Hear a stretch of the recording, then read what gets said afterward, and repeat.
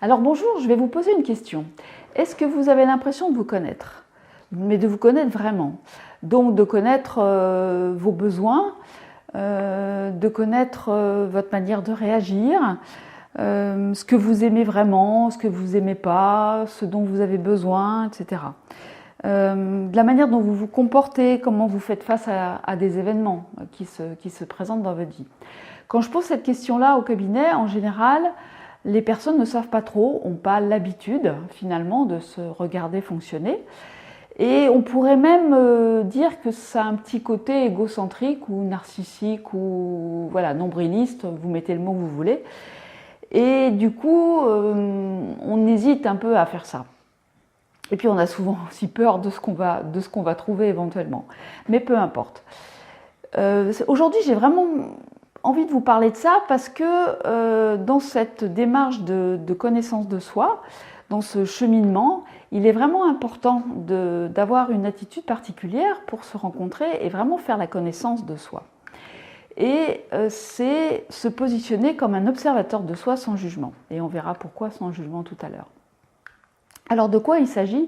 Il s'agit vraiment de se regarder dans sa vie de tous les jours, dans les différents rôles qu'on va avoir. Pourquoi différents rôles? Parce que vous n'allez pas vous comporter de la même manière à la maison, au travail, dans la famille proche ou dans la famille éloignée, avec les amis, etc., etc. Vous allez voir que finalement, parfois, vous avez des attitudes très très différentes.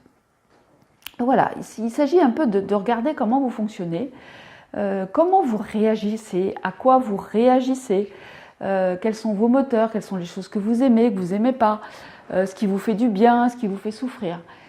Parce que ça va être un bon moyen, au fil du temps, par petites scénettes quelque part, de voir qu'il y a des choses qui se répètent et de tout doucement, vraiment être beaucoup plus en lien avec vous-même et être beaucoup plus en profondeur finalement avec vous-même.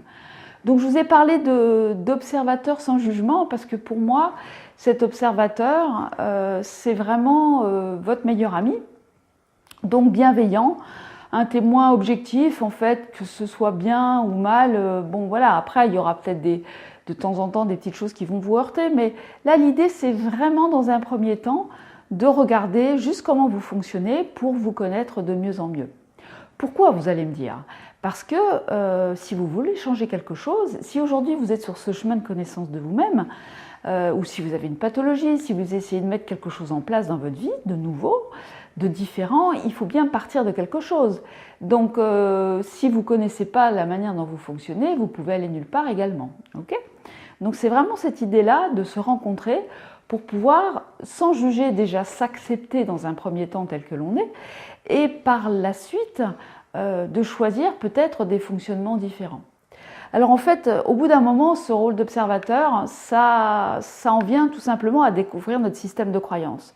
Notre système de croyances, vous voyez, on peut le représenter comme un iceberg où on a une image de nous-mêmes qui est vraiment juste ce qui est en dehors de la surface. Et ce système de croyances global, en fait, il a été fait avec notre histoire, notre culture, la société, la famille, tout notre environnement. Et tout ça, ça a vraiment fait un énorme paquet de pensées, de manières de fonctionner que vous avez et qu'on appelle le système de croyances. Le problème avec ça, c'est que ça fait des filtres. Ça fait des fils, vous voyez, c'est comme si vous chaussiez des lunettes et ça fait des fils sur la réalité. Et ça, c'est un petit peu dommage parce que avec ces fils, vous avez vraiment des certitudes, vous avez des convictions, vous avez des avis, vous avez des opinions. Et ça génère des limites, ça génère des conflits, ça génère des peurs, alors que ce soit sur la vie, sur vous-même ou sur les autres. Hein, voilà, c'est tout compris.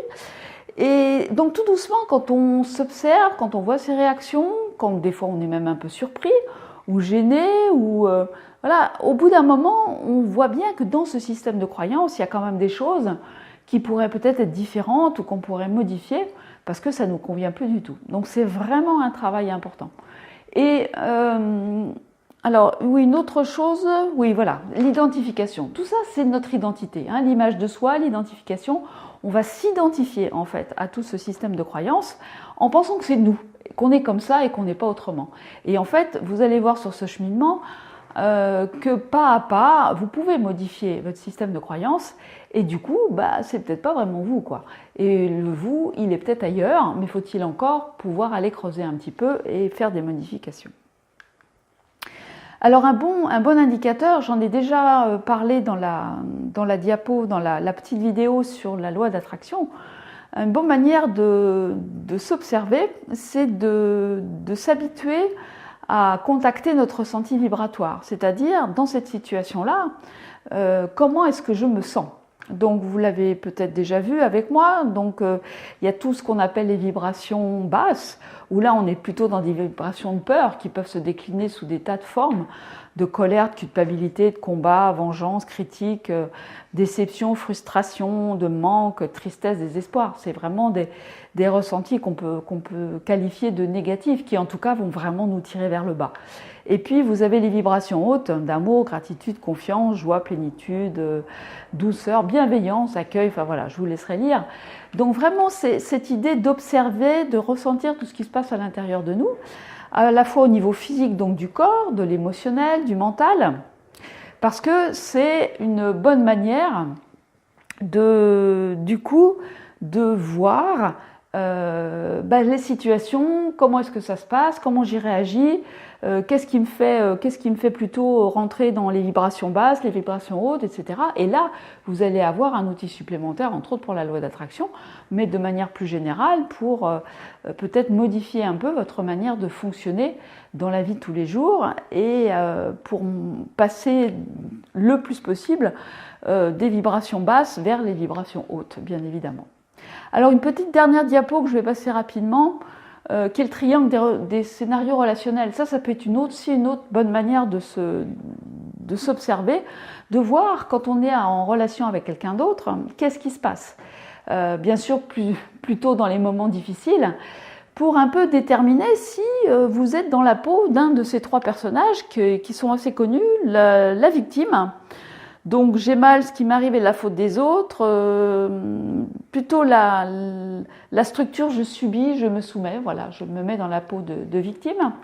Ou bien est-ce que vous êtes dans la peau du bourreau persécuteur? Alors ce sont des mots extrêmement forts, mais bon, ça a été décrit comme ça au départ.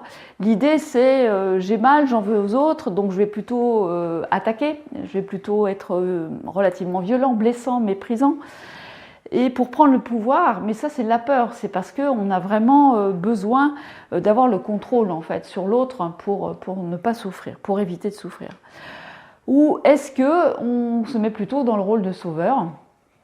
Donc le sauveur qui lui a mal aussi, qui se sent impuissant, mais du coup il va s'occuper des autres, il ne va pas s'occuper de lui, il va surtout s'occuper des autres. Et il va s'oublier en fait. Et du coup, quelque part, ça va le nourrir aussi, en ayant finalement un certain pouvoir sur les autres, c'est le pouvoir que les autres vont lui donner. Voilà, ça peut être intéressant aussi de regarder dans lequel de ces personnages vous êtes, en sachant qu'on est souvent les trois, de manière tournante, suivant les situations, les personnes qu'on rencontre. Bon, on a nos petits préférés de temps en temps, mais voilà, ça peut être aussi une bonne manière de vous observer. Voilà, l'idée c'était vraiment juste de vous parler de cette position d'observateur, essayer de l'avoir au maximum dans votre vie quotidienne. Peut-être toujours avec aussi cette idée de je fais une petite rétrospective à la fin de ma journée et puis je regarde comment ça s'est passé dans les différents événements. Et puis posez-vous surtout la question, qu'est-ce que je veux vraiment? Parce que tout ça, c'est dans un but aussi éventuellement d'amélioration et de changement. Et vous allez être amené grâce à ça à pouvoir faire un travail en profondeur sur vos croyances. Et ça peut amener de véritables transformations et de la guérison sur de nombreuses choses. À bientôt!